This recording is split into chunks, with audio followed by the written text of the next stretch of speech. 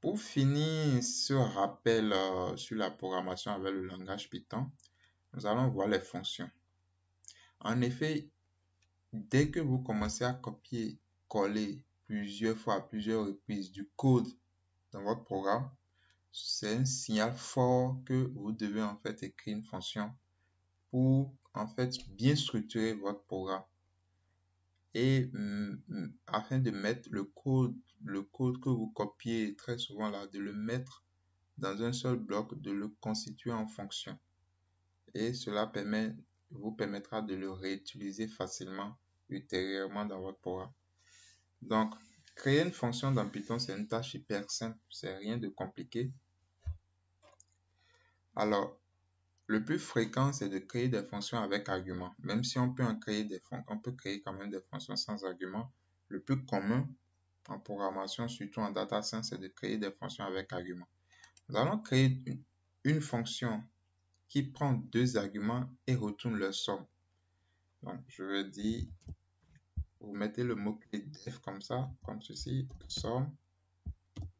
Mes arguments, je vais les nommer A, B, tout simplement, et retourne leur somme. Donc, return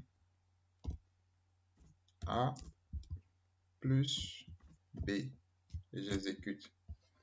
Donc, je peux utiliser ma fonction somme en faisant par exemple somme de 6, 8. D'accord, j'exécute. Je peux l'utiliser autrement aussi en faisant somme de, par exemple, Paris. D'accord, quand je fais là, ça me fait Paris parce qu'il a fait pas plus riz. D'accord, donc c'est une concaténation de chaînes de caractères, ça donne Paris. Donc, je peux aussi faire un autre exemple. Donc, je fais somme. Donc, c'est juste, il fait la somme des arguments.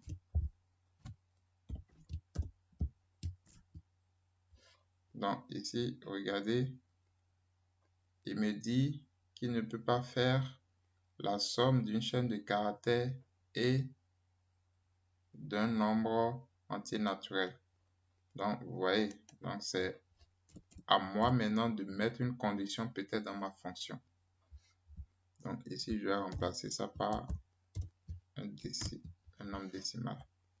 Il y a encore plein de choses à dire sur les fonctions, mais étant donné qu'ici, cette session est une session de révision sur la programmation Python, nous n'allons vraiment pas aller dans le détail de ce qu'on peut écrire comme fonction.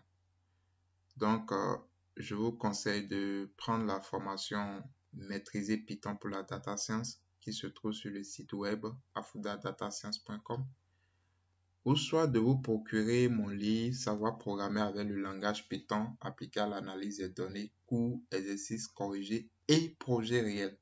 J'ai ajouté des projets réels parce que les projets vous permettent vraiment de voir un exemple typique de ce que vous pouvez faire en tant que data scientist, en tant que statisticien, en tant que data analyst. Donc, vous cliquez sur le lien et vous redirige directement vers la page d'achat. Vous voyez, le format Kindle, il est à 9,99 €. C'est-à-dire, si vous voulez le livre en format numérique, ça coûte seulement 9,99 €. Si vous voulez en version papier livré chez vous par Amazon, ça va vous coûter 24,01 €. 24,01 €. Donc, ce livre, franchement, j'ai eu de très bons retours positifs. Le livre, avec ce livre, vous allez pouvoir travailler en toute autonomie. D'accord? Parce qu'il y a des activités résolues. Donc, chaque concept est présenté par une activité résolue avec un exercice d'application et vous avez aussi des exercices de révision qui vous permettent de réviser plusieurs concepts à la fois. Et à ajouter à cela, vous avez encore des projets réels entièrement corrigés, entièrement traités avec code, tout le code, les commentaires. Tout ceci, ça va vous permettre vraiment de maîtriser Python pour la data science, même si vous n'avez jamais codé auparavant de votre vie. Parce que Python, en fait, c'est un langage très facile même pour les débutants, très intuitif et hyper polyvalent. Donc, c'est le meilleur langage à apprendre. Ou soit vous pouvez regarder mes vidéos YouTube pour apprendre encore. J'ai une playlist dédiée à la programmation Python. Vous pouvez les regarder. Et sur ma chaîne YouTube, j'ai aussi plein d'autres tutoriels de formation, etc. gratuits que vous pouvez regarder. Donc, quand vous allez sur le site, n'oubliez pas surtout de vous abonner. D'accord? Cela encourage à continuer la mission. Bon, pour finir, nous allons voir les fonctions lambda. Les fonctions lambda permettent d'écrire des fonctions rapidement à la volée. C'est comme les listes de compréhension qui vous permettent de créer une liste en une seule ligne de code. Donc, le mot-clé lambda vous permet d'écrire une fonction en une seule ligne de code. Donc, la fonction somme que nous avions définie plus haut ici, nous allons définir la même fonction, d'accord, en utilisant le mot-clé lambda. Donc, regardez, je dis par exemple somme lambda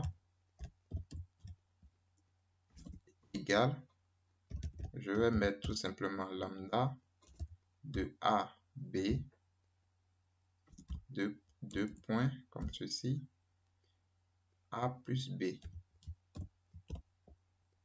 A plus B, tout simplement. J'ai fini d'écrire ma fonction. J'exécute. Je peux l'utiliser, donc j'avais utilisé sur 6.968. Donc je vais voir si j'ai le même résultat. Donc je fais somme lambda de 6, 8. Et j'ai 14 effectivement. Donc c'est très simple d'écrire une fonction lambda, le nom égale, le mot-clé lambda, les arguments, deux points, l'instruction. Et c'est fini. Vous pouvez créer une fonction lambda qui donne le carré d'un nombre. Fonction lambda qui donne le carré d'un nombre. Donc, je dis square lambda, par exemple, d'accord, égale lambda. Ça prend i, par exemple, d'accord, deux points, et ça me fait son carré, tout simplement. Donc, je peux utiliser square lambda.